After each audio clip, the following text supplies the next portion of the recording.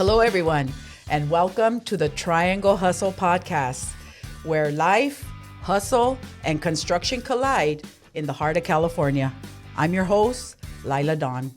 And I'm Rocio Luna. Whether you're swinging hammers or closing deals, this show is built for people that want to level up in business and life. That's right. So from the job site to the boardroom, we're bringing you real talk, real challenges, and my favorite, real wins. Thanks for joining us. Hello, everybody. I'm Lila, CEO and head of hustle at Safety Vibe. Welcome to the Triangle Hustle. Today, it's just me and Rocio. We're going to talk about some women stuff, some challenges, and some things we want to share with you today. Hi, everyone. My name is Rocio Luna, and I am a commercial insurance broker here in Southern California, and I provide insurance to contractors along with risk management.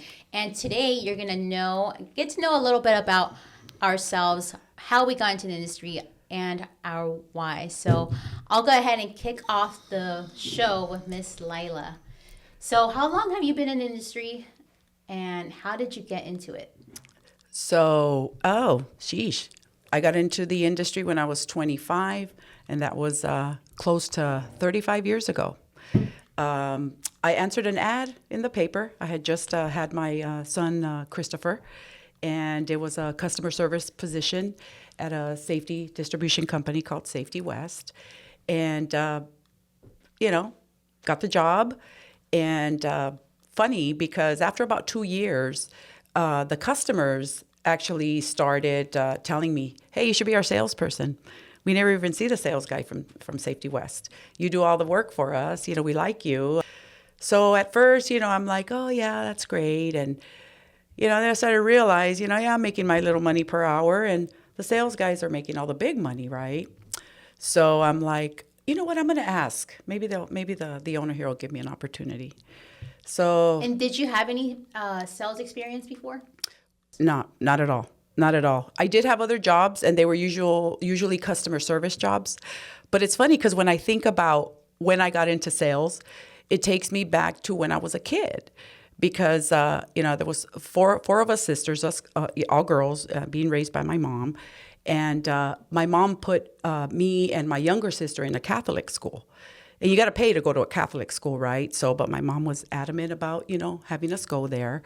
But there was a need to subsidize for the tuition through putting in hours or selling candy or selling tickets and so on. Yeah, I mean, that's tough. Yeah, it's 5 mouths. Yes. But for me, it was like, I'll go sell candy, right? And, my mom always, kept us busy. We had to do housework, our homework and everything.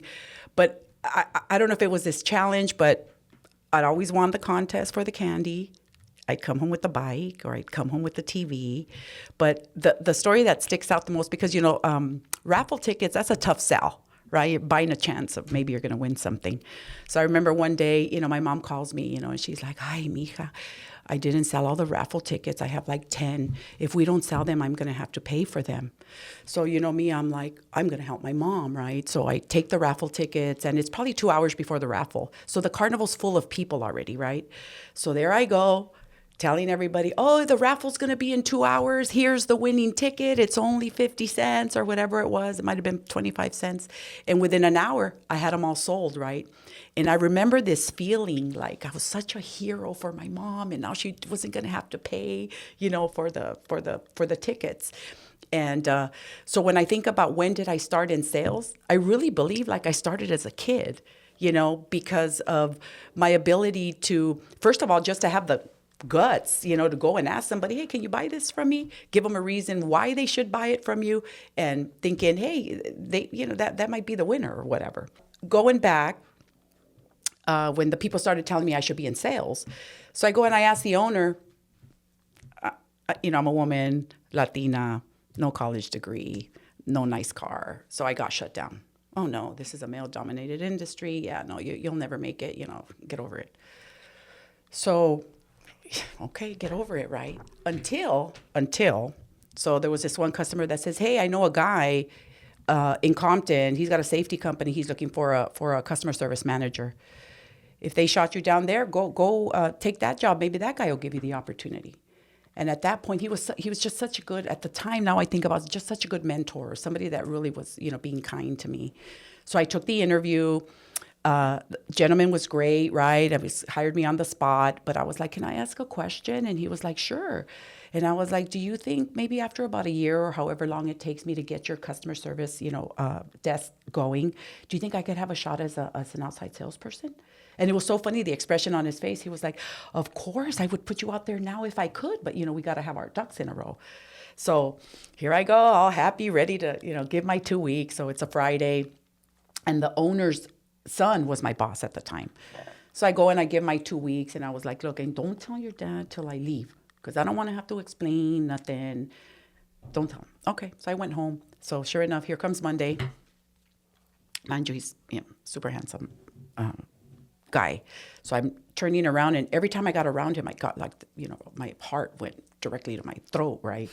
And he's all, so here I go. And he's like, so Adam tells me that you gave a 2-week notice. Why are you going to leave? You're like a daughter here, blah, blah, blah, right? And I was like, well, not only because I'm going to make another couple bucks an hour, but, this kind person, owner, is going to give me a chance at outside sales. And I really think I could do well. And you told me no. And he was like, oh, okay. Well, you know what? Don't go. Stay here. I'm going to figure something out for you. I'll create a territory. So I live in Boyle Heights, right?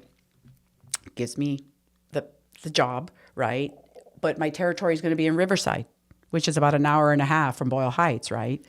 But I'm really excited I'm just excited that I'm getting the opportunity, right? And I get my business cards and I get my beeper. But you weren't scared about collecting money and getting money, especially since you just had a newborn? No, because the draw for the salespeople was, I think, even just a little bit more of what I was making in customer service. Oh. Mind you, he had already given me the bump of the couple bucks, but now the sales position was going to give me, I don't remember, another 50 cents. But either way, I was not going to lose money. And the way it worked, once you meet that draw that they give you, then you start making the commission part, right? But I'm good, because it's a lateral move in a sense. It's just my tasks are going to be different now. No more coming to the office. Now you're going to go do the hustle, right? So like about 3 months into me going out there, I started to pick up some accounts, and I picked up this really big food account. So I had this big order, right? So I was super, super happy. And mind you, whenever he hired salesmen, because they were all salesmen, I was the first girl, right, that he hired. He'd hire them and he'd give them a territory. And let's say the territory had already 10 accounts. So they automatically inherit the accounts. But Lila gets a territory an hour and a half from her house and inherits nothing.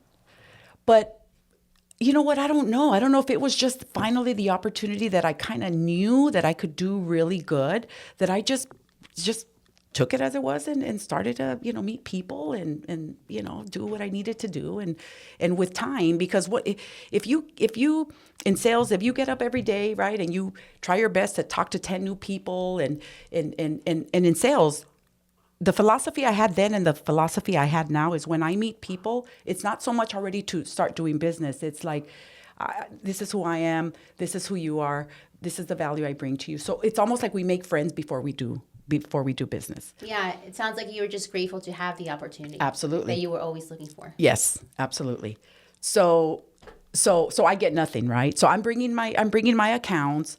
So then there's this guy, and he was an alcoholic. And he covered the territory that was right next to my house, like the Vernon, Commerce, all the way down to Long Beach. So the customers were calling and saying, we don't want this sales guy here. He's an alcoholic. He comes in here reeking alcohol. We don't want to see him again, or we're done with you guys. So, of course, the guy gets fired. So then I get the little tap on the shoulder again, right? And I'm like, what's wrong? And he goes, I got some good news, right? He goes, I see that you have the talent in sales because you're already building out here, but I know it's far from home. So now I'm going to put you in the territory because I had to get rid of because he was a drunk, right? And I'm like, okay. The funny thing is he still didn't give me any of the accounts, right? So I was like, okay, fine. If I could do it out there, I can do it anywhere, right? So long story short, 3 years into, my sales efforts, and I'm doing extremely well at the time. So then he calls me in and he says, I really want to penetrate the territory a little bit more than what I could do with one person. So I'm going to bring in another guy, and I'm going to cut the territory in half. Which territory do you want to keep? Closer to home or farther south, right? Now, mind you, I already got a little taste of the oil and gas market, which I really, really loved, because there was just, so much more Latinos and minorities that work, and, we connect, right? And I saw that, the orders when the oil and gas guys got busy were huge. I'm talking $30,000 orders, at a time. So I choose the bottom part of the territory, even though it was farther, but I saw more potential. So he replaces me with a male Latino, and about it was not even 2 months, and the customers started calling me because they had my cell phone, and I had to tell them the story. They cut the territory and took me out. And they would tell me, but we don't even know the company if we don't know you. Why would they take you out? And we don't even like the guy. Right? And I was like, oh, I'm sorry. There was really nothing that I could do. 2 people told me, well, I'm going to call and I'm going to talk to whoever. Who do I talk to, right? And I'm going to tell them that if they don't bring you back, we're not doing business with them anymore. And me, I'm like, okay, yeah, talk to Kim. She'll, she'll take it up the ladder. And so, sure enough, he was like, oh, we're getting some calls from the customers. He didn't say your customers. He said the customers, right? And they're not going to do business with us unless you're the rep. So I'm going to put you back with the people that you brought in. I was like, okay. So, and what's happening at this time for me as a professional is I'm really starting to realize the value and what I do bring to the table for any company, even though I don't have a college degree, even though I'm a woman and all that sort of stuff. With back in the day, 35 years ago, it was a wall, a barrier, for us to be out there and compete against, the male sales guy. And it's funny because now the sales women do so much better, right, than sales guys. Not only because we put in, I think, more effort, but we look way better too, Everybody's always willing to, if you come in selling some fall protection and you know what you're talking about, and then the guy comes in, selling some fall protection, come on, who are they going to choose? You and I both know. So I get those accounts back, and then now I'm even catching up to the number one sales guy, right? Then he's like, hey, you better slow your roll because, you start making too much money, you're going to get a haircut. And I was like, you're just saying that because I'm passing you up. He goes, no, they don't want salespeople making, too much money. And I was like, yeah, but you guys inherited accounts. I didn't get nothing. What I brought to the table, I brought. So you guys are going to get haircuts. I'm not getting no haircuts because now I'm, again, my confidence is building and so on, right? Sure enough. I don't know if it was 2 weeks or 2 months, but sales meeting. Okay, guys, I forget what reason he gave. A commission cut. I forget what it was, 5% or whatever. But it was so much for me. I remember it so funny because I remember I could feel like my feet, like literally like my feet were like shaking in my shoes, right? Because now I had already bought my first humble home. I'd already bought a bigger truck because, again, even from day one, the customer needed something on a Saturday morning or before 6 o'clock tonight or whatever. I wanted to have ways of being able to come through for them. But now, here's my expenses, right? Because now I bought my home and a truck. And then here was my commissions. And after the commission cut, he brought me to like right where I'm barely going to be able to, Yeah, and at that cover. time you already had what, like 2 children? 2 kids, not my 3rd kid yet. But yeah, so no, and then I bought a house, and now I had a mortgage, and now I had a car payment, and now I had 2 children, but I was doing really, we were doing good. So at that point, I had more friends in the industry. So there was this one friend of mine. He worked for a manufacturer, and it's a small industry. Everybody knows everybody, right? And so I told him what had happened because I was super distraught, like so distraught. And a Latino friend of mine, And he was like, I have a friend who they did the same thing to him. And he just opened up his business because, his wife, the parents have money. So he quit and he started his own business. So I have the meeting. His name is John. And Latino guy as well. And I'm like, birds of a feather flock together, right? So we hit it off. He's like, let's do it. Handshake. I'm in. I was so hurt, not only traumatized, hurt with the owner of Safety West, right? For doing that to me, not once, but twice. Not even thinking about the impact, on my life and so on that I was in. There was no way he was going to convince me to stay. So I remember packing all my stuff, and I swear I'm so nervous at the same time because I'm such, I'm a really loyal person. I really am a team player and a giver and all that. And so I'm shaking in my shoes to go and quit. And I'm not going to give a 2 week, because salespeople, you don't give a 2 week, you just quit, right? But I wrote a resignation letter, and I remember giving it to his secretary and going to the back, and all my samples and my beeper, I put it in a box. And my friend Gordon, he ran the warehouse. I was like, Gordon, here's my stuff. I'm quitting. Don't say a word. But nice to know you, or whatever. But y'all aren't seeing me again. I'm gone. So then there was a sales meeting that day. One of the sales guys comes to the back, and I think my beeper was going off. And he's like, where's that beeper, right? And he was like, oh, shoot, that box. Lila just quit. That's all her stuff. And he was like, really? Oh, shit, right? So he put my beeper on himself. And then so when the sales meeting started, we're starting, and the owner's like, where's Lila? And my best friend at the time, she was in customer service, so she sat at the meeting. And everybody's like, Alina, where's Lila? And she knew everything that was going on. I don't know. And then so my beeper goes off. Dave, whose beeper is that? Oh, so see, I have Lila's beeper. Gordon says she quit. This is her beeper. She quit. What do you mean she quit? Long story short, they tried to call me, and he tried, everybody in the staff to try to get in touch with me. And I was so sick. I remember leaving to San Diego because I didn't want nobody to show up at my door. I didn't want anybody to come look for me. And if my husband was here, he would confirm. I was throwing up. We had went to some fair or something to get my mind off of it, and I was like throwing up in each trash can. I was so stressed out and so sick about making the move, right? But I wasn't gonna go back. I started with John, worked with him, Were you just sick because you literally just got up and left, or was it because you were just nervous that they were gonna come back and get you, and you didn't want to talk to them as to why? Yes, yeah. I didn't want to, and I wasn't going to change my mind. So I didn't want to have those conversations. I didn't want anybody to come looking for me. Change is hard and all that, but I don't remember exactly. I just remember I was sick from the stress and just having to do it. Because, bringing bad news to people, I hate it. It's just real stressful. I'm the bearer of good news. When I have to have a challenging conversation, I have to really put my thought and words together for it so that, I get the response that I need. But so I worked with John. I stayed there for 5 years. That his company ended up shutting down. Then I worked on a partnership level with a couple of ladies. Real quick on the last company that I worked with, on the uneducated part of me, on the financial side of how to approach a partnership.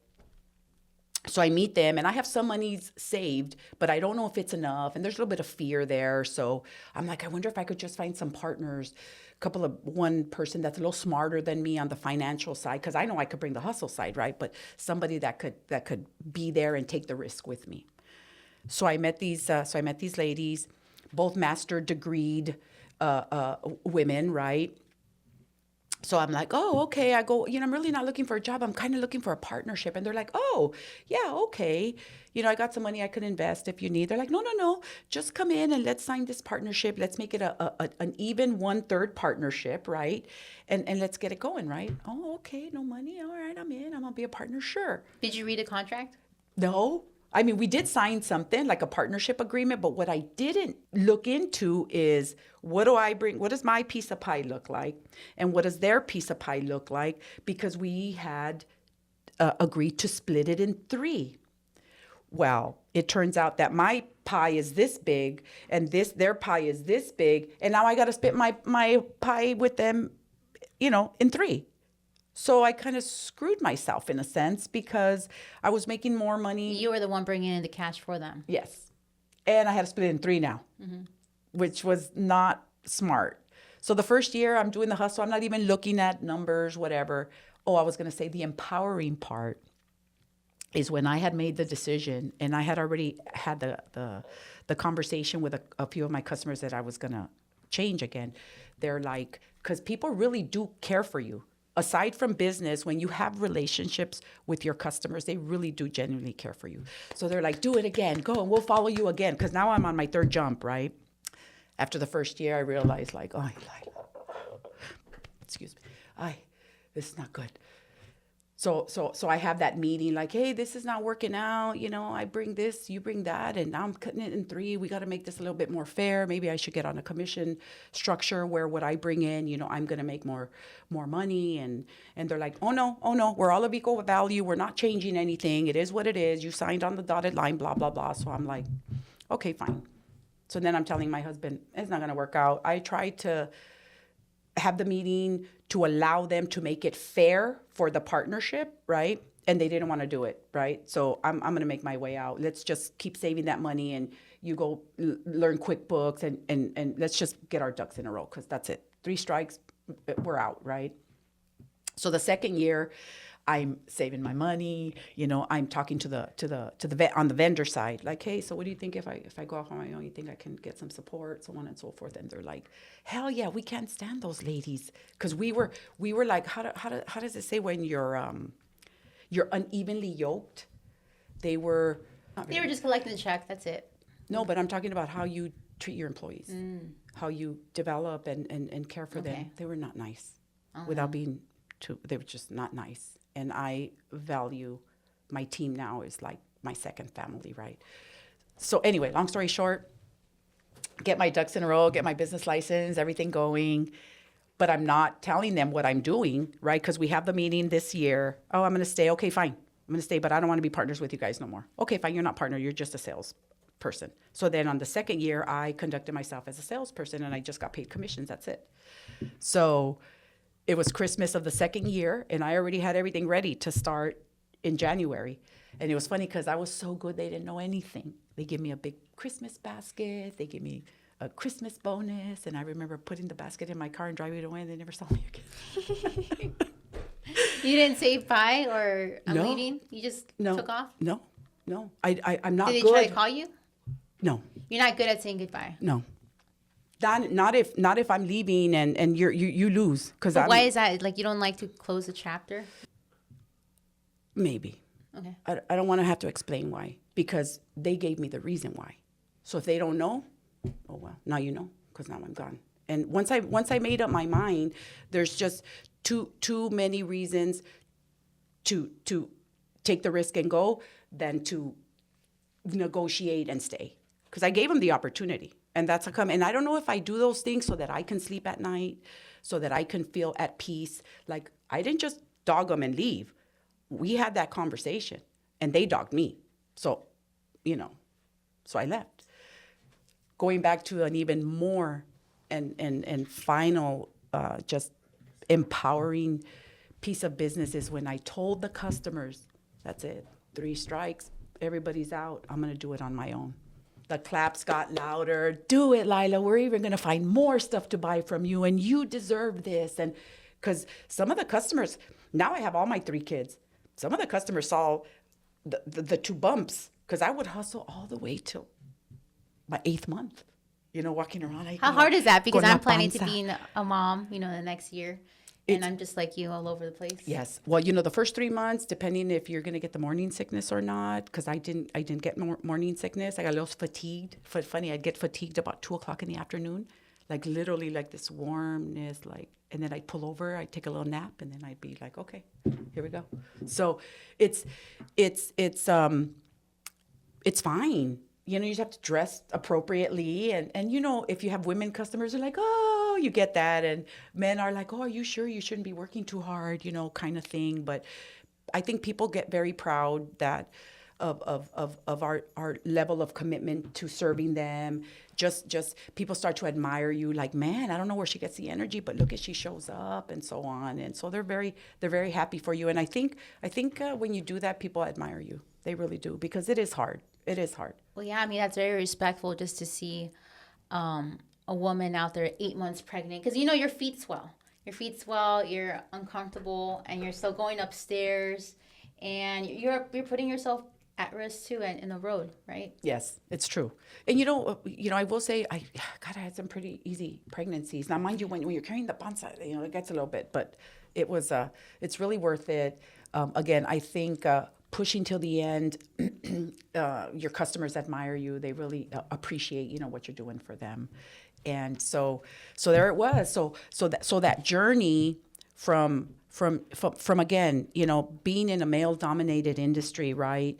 And having people have this certain image or opinion of your abilities or what value you bring is, with time, if you put in the work and you have this passion and you really believe that you're bringing something good to the customer, something good to the industry. And that's my favorite thing about safety. What we sell has like a direct impact with the workers. Yeah, I can see someone's life. Absolutely.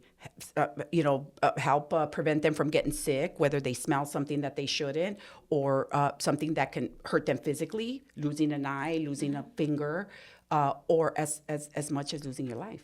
Yeah, and of course, most importantly, staying compliant with OSHA. Well, coming from the working class, right? I think about the worker first, right? Like, hey, this is a human being. Mm-hmm. They have families at home. They have people that love them. They have people that depend on them. And you're putting them in these risky jobs.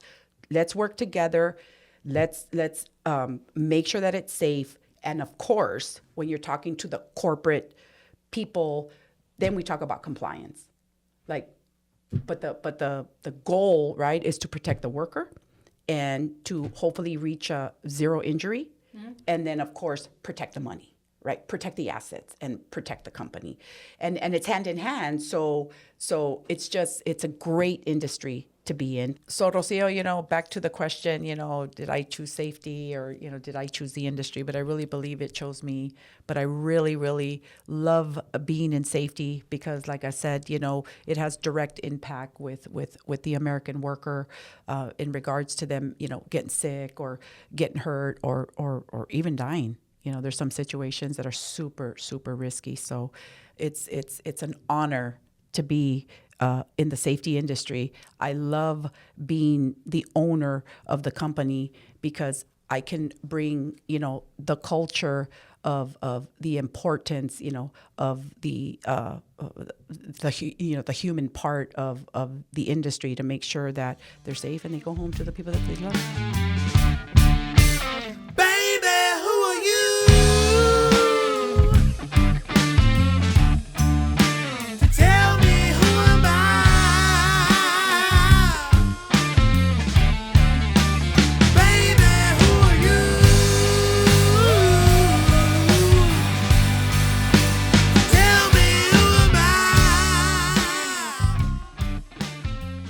So I have the same similar background as you, Lila, in the sense that I was turned down and not given the opportunity in the insurance space. First, because I was a female, I was not white, and I had pretty much no information or any background on it. But to give you a little more background, let me go back to where I grew up. So I was raised and born in Santa Ana, and I had the sense of wanting to do more because I saw the struggle that my parents went through. So I was raised by my aunt. My mom had me at 16. She had my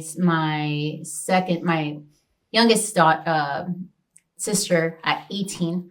So I knew how much my parents had to work, which by parents I mean my dad, because my dad actually provided for the family and paid my mom to go to become a medical assistant. But my aunt came to help us out and raise us, and she would work cleaning houses and taking care of children. So I knew how much it took to provide for a family of 6. And I always okay, I want to be able to put food on the table and not worry about money. And also kind of like help one day, be able to help out my parents. So I went into college, but I went to college just to get a bachelor's degree because my parents, they were immigrants and they're like, okay, well, you have to go to school and Sure. yeah, no one had graduated from college. So they were always like, you gotta at least get the certificado. Like, come out, I don't care what you are, just get that certificado. And, I was a bad child too. I was a problem child. So a lot of my family was like, oh, this girl's not going to make it. She's going to drop out. She's going to get pregnant like her mom. Whoa. I had that same thing. And I wanted to show everybody, like, I'm going to at least get the certificado. And I don't know what I'm going to do, but I'm going to have that paper. Certificado. Yeah, I'm going to have that paper. So I ended up graduating from Cal State Fullerton at age 22. And prior to that, actually, I went in there for psychology, but I wanted to work in social services. And I didn't do it because I knew I wasn't mature enough, because I was going to take home a lot of those things, because I wanted to help out children not going back to an abusive home where they were going to get abused. But I know the system, it didn't work that way. Especially, coming from that background and having friends in that space. They told me, the legal aspects of it. And I was like, you know what? I can't do that myself. Not yet. I'm like, maybe give myself a couple of years in the industry, at least get to know what it feels like to work at 8 to 5, because I had a part-time job at LA Fitness. So I had no idea what an 8 to 5 meant. So I was like, at least get 8 to 5. So I applied all entry-level positions after graduating college. I went to sales, everything that had entry level. And I went to this insurance out in Huntington Beach. And they called me right away. They're like, hey, there's a position for a claims manager assistant.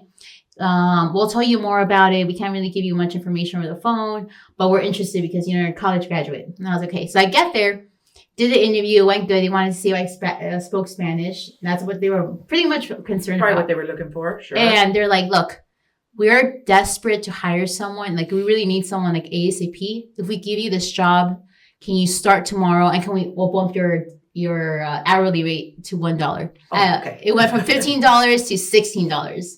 And it is back in 2017. And it wasn't much, but I was coming out from LA Fitness, which is like the bare minimum. I think, I don't know, back in the day, it was like $11 or minimum wage. So I was like, okay, this is nice, like little $5 bump. And I was like, okay. I went into the position. They told me, like, look, we don't require any training.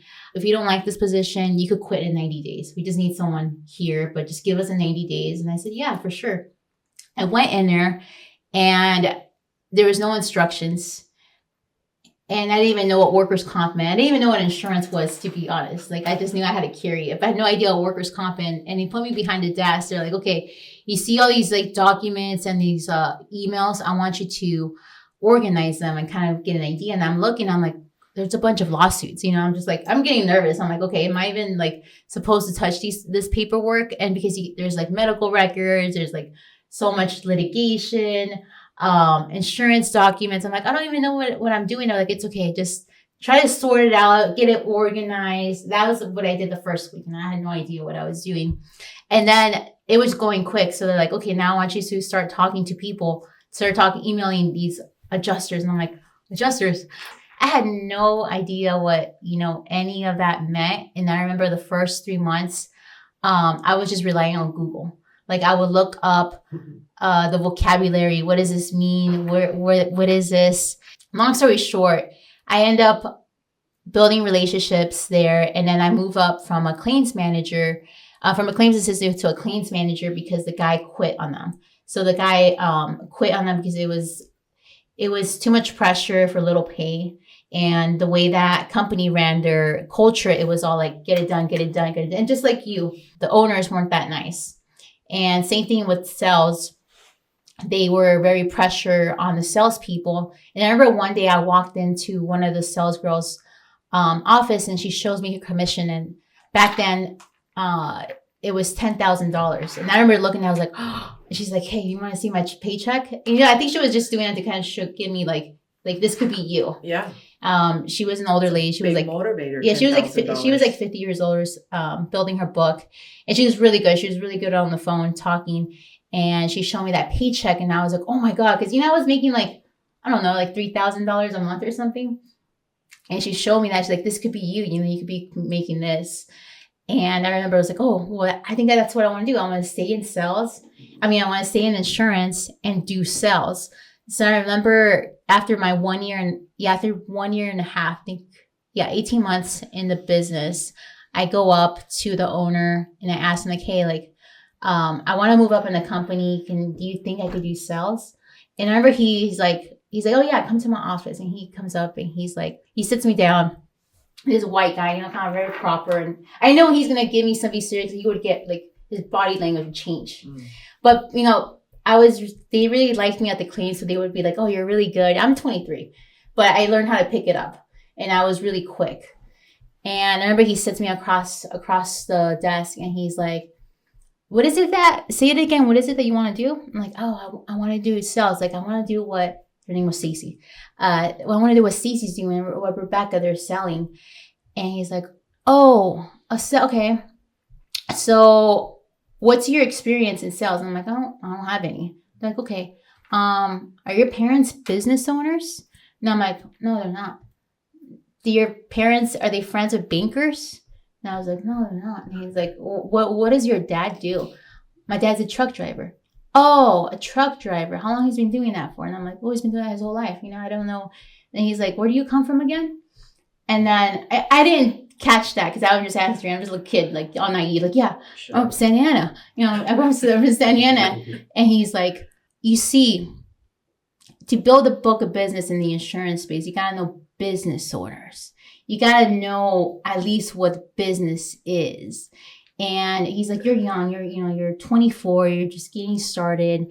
And it's going to be really hard for you just because you're not connected. You're not connected. You don't know how business is. Like if you go out there, you're going to lose. You're too young. People are not going to take you serious. And you really don't know what it is to run a business. Or you don't come from that. So I think you need to stay where you're at, make connections. At least you could build those relationships. And that made sense to me because I'm like, yeah, he's totally right. Like, they say, he's right because your net work is your net worth eventually. So he was right there. Yeah, no, he 100%. And I was like, you know what? That makes total sense. I'm like, okay, I could stay here another 2-3 years, build it, get my confidence more, really know what workers' comp is. And I was like, okay, I'm going to get this position. But that's what I really went into it. I was like, all right, I'm going to know every little thing. I'm going to know insurance in the back of my hand. So that way, when I'm in front of business owners, I know what workers' comp is. I could present what the X mod is. I could present what claims does to your insurance. Little did you know that, 3 of the people from the company walked out because they were getting screwed over on their commissions. So heard that story before. Yeah. Just like them, their commissions got cut, so they left. But I didn't know any of this. I had no idea what was going on in the back end. I never really talked to the salespeople, just on my little desk. And they left. They moved over to a different agency. And then 1 month later, that agency called me to recruit me because they're like, hey, there's this claim manager over here. And they didn't have one. And they were like, okay, if you come over, we're going to give you $1 more and we're going to certify you. And I really didn't like the culture that they were doing because I saw how people would come in, come out, they would fire them. And I ended up going to a different agency. And from there, that was the first time I got served with a lawsuit. I got served on Friday the 13th. And I was 24 years old. I had no idea. I was so nervous. I was so scared because they wanted to serve my house. Keep this in mind. My aunt was at home and she's this little 60-year-old Mexican lady. She had no idea. She doesn't know how to read English. And, I was a problem child. So she gets that and she's like, ay, Dios mío, ¿qué hiciste, Rocio? Ahora qué hiciste? And she's like, yeah, now you're going to jail. And, because she's scared. She had no idea. And I'm nervous. I'm like, oh my God. And now I'm over here. All of us got served. The whole agency, everybody had left. And I was so nervous and scared. I'm like, wow, like, why did this happen? Like, they served me because as soon as I left, clients started following us. So they wanted the claims manager, which is Rocio. So in order to stop the clients moving to the other agency, they had to put the lawsuit. So the people that were at this agency couldn't move over to this agency. So I was like, okay, well, now I'm stuck here. And I was scared. I was like, what if I leave? Maybe the guy's gonna like not cover me. He's gonna, maybe they'll sue me as an individual. So I'm like, I'm gonna make the best out of this. And I did. So I got my certification, and really dug into claims management and building out a risk management. So then I went, okay, this is how you manage claims. And now there's other things like such as safety. So I really dug into that. And then the 3 years passed. I was 26 going to 27. And same thing. I'm like, okay, now I'm at 27 years old. I want to go into the sales. And I go up to the owner, and the owner goes, I know you came in here when you were 24 telling me that, you wanted to be in sales, and I promised you that if you would stay with us, you would be in sales. And they're like, okay, because you're still young and you're still forming yourself, I'm going to give you the chance to get into sales, but I can't give you leads because I have to give all my good leads to my sales team. So what we're going to do is that I'm going to give you the recycled leads, and that way you get practice and you can still get your salary from here. And if you're good, then you'll get a sale or not. And if you're not, then it's okay. You have your thing. But I don't really think they thought I was going to be successful because I was getting all the rejects. I got all the red line ones, the ones that don't call me, like you burn it. Like, so, it was so tough. It was so tough. Yeah. But then from there, I got my first client, and I went, and remember my first client, it was out in Lancaster. So nobody wanted to drive with me because they're like, that's like, this is back in Orange County, Santa Ana. They're like, it's too long. It's too far. You don't even know if the guy's going to sign up with it. But something in me was like, no, I have to go. Like, I want to go. I want to meet the person. Long story short, they ended up becoming a client. And because of the claims, that $250,000 policy ended up being a $500,000 policy.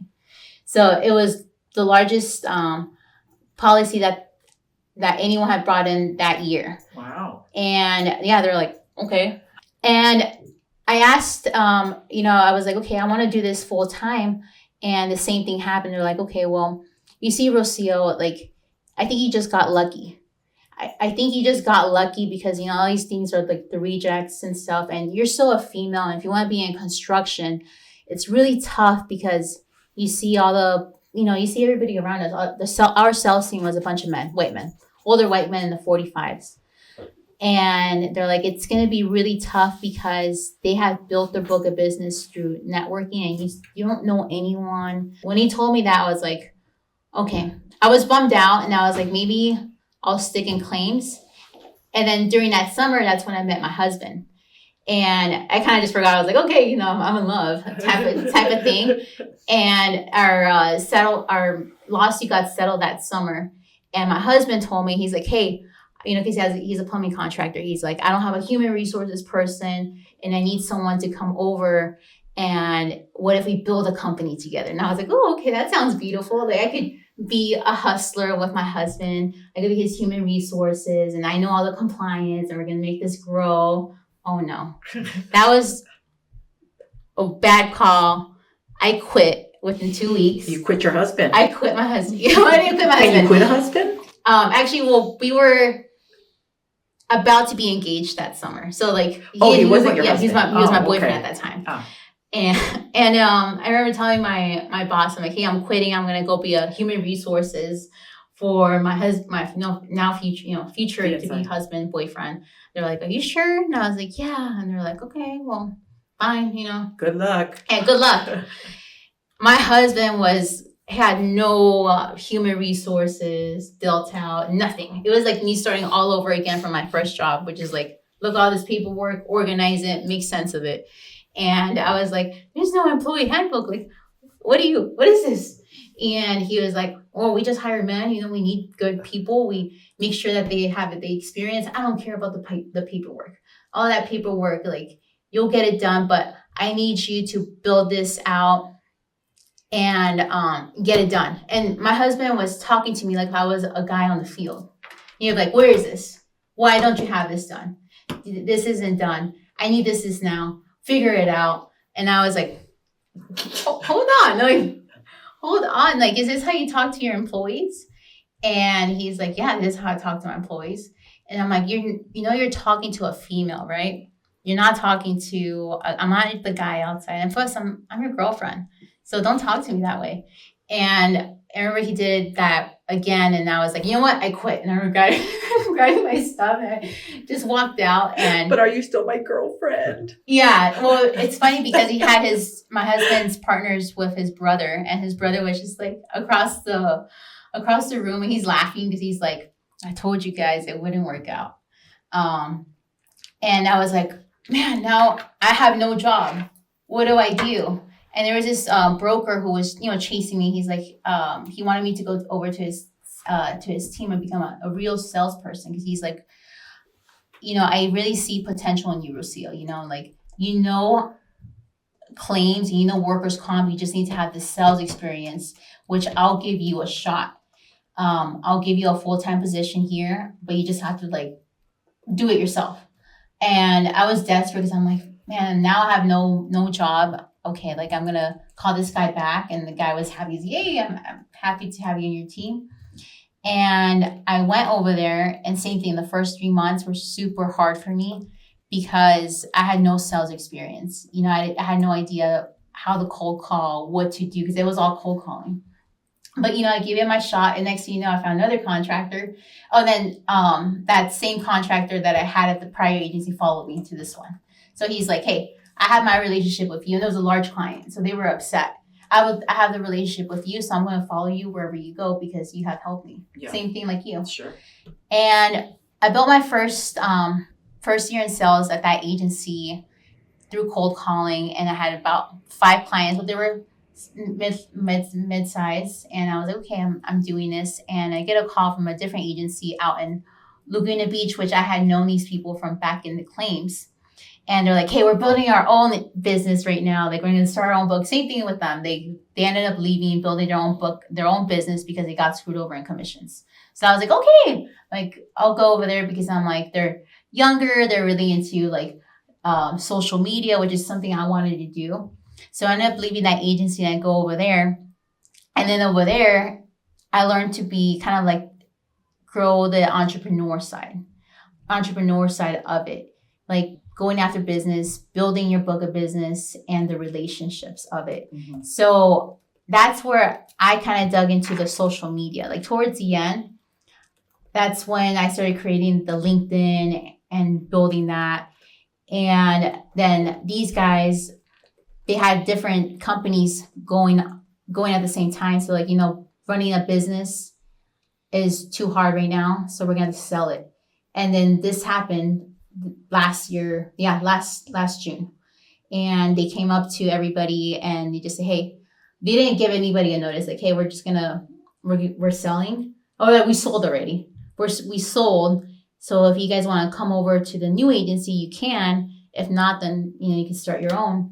Or, go your own way. See you later, bye. And I'm just like, holy smokes, like, what do I do?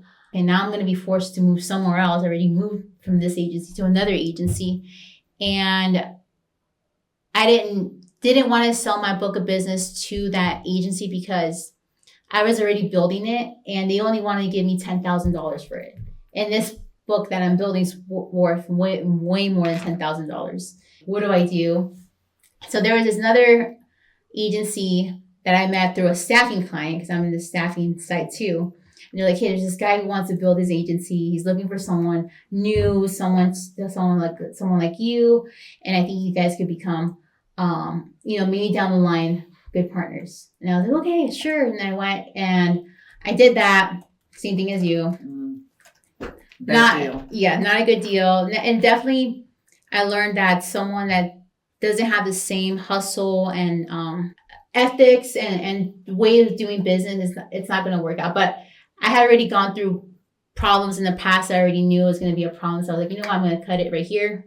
And then from there, I was like, okay, I'm going to do my own thing. I was kind of forced to do my own thing. I didn't really want to do it. I was just like forced into it because I'm like, oh, what do I do? Like I have these clients and I have to like still service them. So I created my own agency.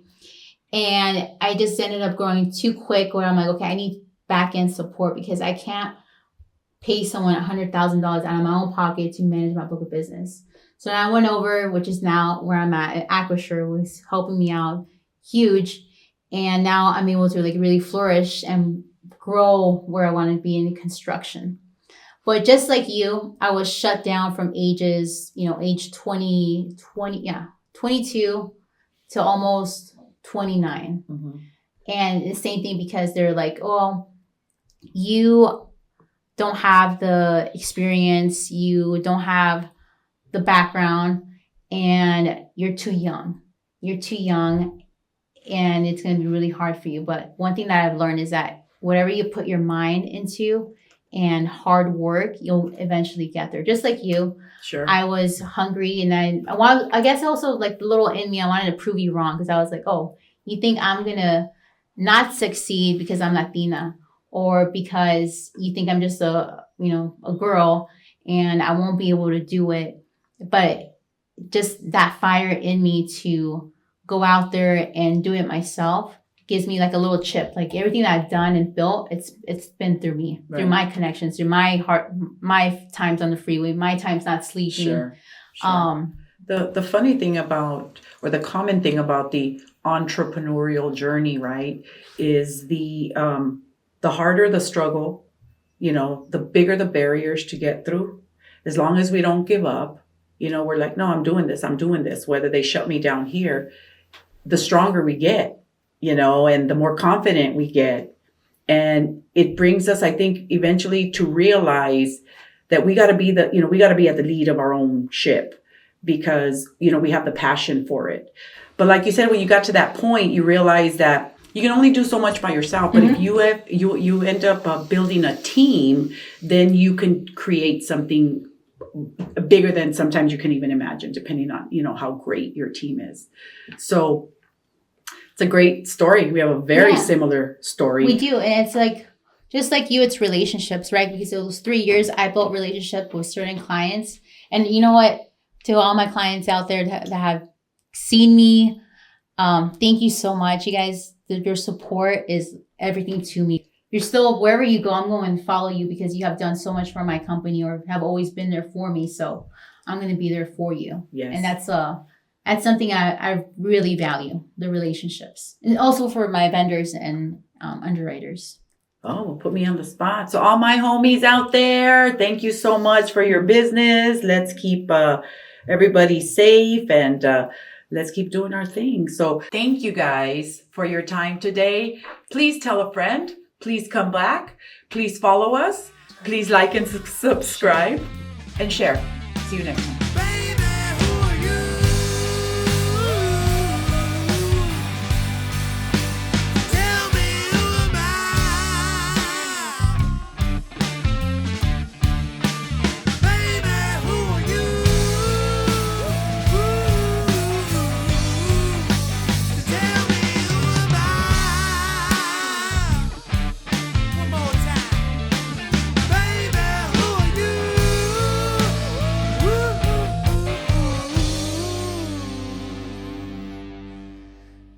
Tell me